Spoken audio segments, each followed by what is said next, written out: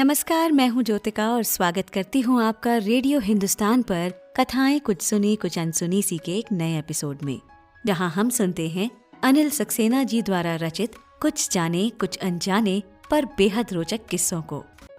हमारे इस श्रृंखला के पिछले एपिसोड द्रौपदी क्रमांक 2 में आपने सुना कि किस प्रकार से द्युत क्रीड़ा के नाम पर छल कपट से न केवल पांडवों से सब कुछ छीन लिया गया, बल्कि द्रौपदी का भी भरी सभा में निर्लज्जता से तिरस्कार किया गया।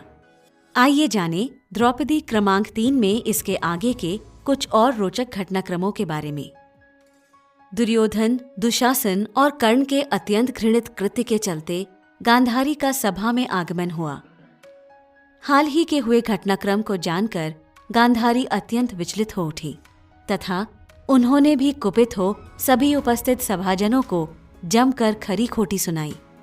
उधर तिरस्कार से पीड़ित, असहाय व आवेश से भरी द्रौपदी कुरुवंश को अभिश्राप देने ही जा रही थी कि तभी अकस्मात कहीं दूर से एकाएक कई सारे सियारों के क्रंदन की आवाज सुनाई दी। भयभीत हो उस वातावरण को भविष्य में आने वाले किसी विनाश का अपशगुन मान गांधारी ने धृतराष्ट्र को स्थिति को सामान्य करने हेतु हस्तक्षेप करने को कहा। धृतराष्ट्र ने भी तुरंत द्रौपदी को स्नेह का प्रदर्शन करते हुए सहानुभूति जताई तथा उनसे कोई एक मनवांछित वर मांगने का आग्रह किया। द्रौपदी ने तुरंत युधिष्ठिर को दासता से मुक्त करने का आग्रह किया। वे नहीं चाहती थी कि युधिष्ठिर से हुए उनके पुत्र को एक दास का पुत्र कहा जाए। धृतराष्ट्र ने सहर्ष ही ये बात मान ली। उन्होंने द्रौपदी से इसके अतिरिक्त भी एक और वर मांगने को कहा। दूसरे वर में द्रौपदी ने शेष सभी पांडवों को मुक्त करने तथा उनके अस्त्र शस्त्र वापस लौटाने की भी इच्छा व्यक्त की। ये वरदान भी बिना किसी विलंब के तुरंत प्रदान कर दिया गया। परंतु धृतराष्ट्र यही नहीं रुके। संभवतः वे अब भी स्वयं को आत्मग्लानि के बोझ तले दबा महसूस कर रहे थे। उन्होंने पुनः एक और अर्थात तीसरा वरदान मांगने का भी आग्रह कर डाला।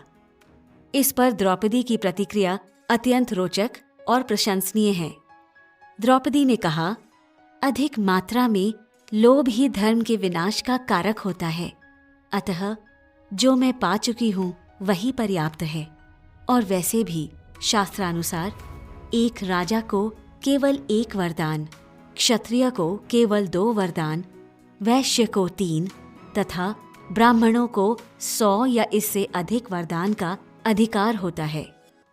द्रौपदी अत्यंत विदुषी थी। वाणिज्य यानी कॉमर्स के विषय में तथा जन कल्याण और जन संपर्क यानी पब्लिक रिलेशंस के क्षेत्र में भी वे अत्यंत निपुण थी। कहा जाता है कि एक रानी की भूमिका में भी वे निर्धन और अपाहिज लोगों की सेवा में संलग्न रहती तथा पहले उन्हें भोजन कराने के उपरांत ही वे स्वयं भोजन ग्रहण करती थी। अब इसे भाग्य की विडंबना ही कहा जाएगा कि इतनी रूपवती, दयालु तथा गुणवान स्त्री के जीवन काल में विषमताएं, कलह और संताप उन्हें रह रहकर विचलित करता रहा।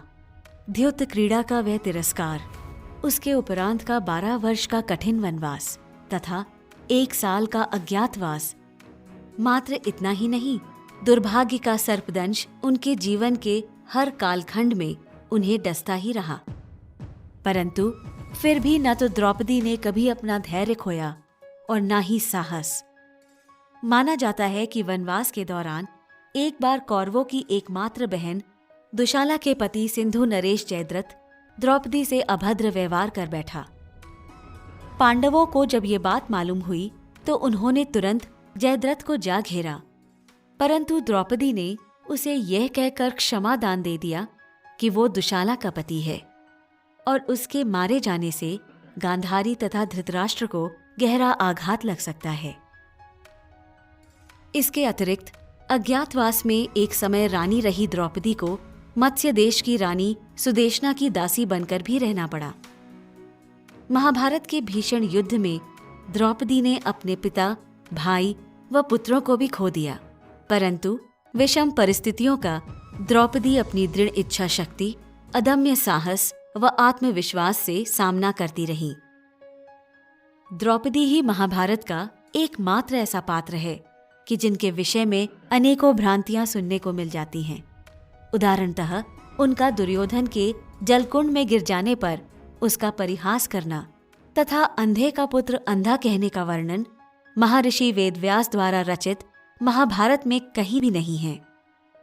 इसी प्रकार कर्ण को सूतपुत्र कहकर भरी सभा में उसका उपहास उड़ाने का भी वर्णन कहीं नहीं है।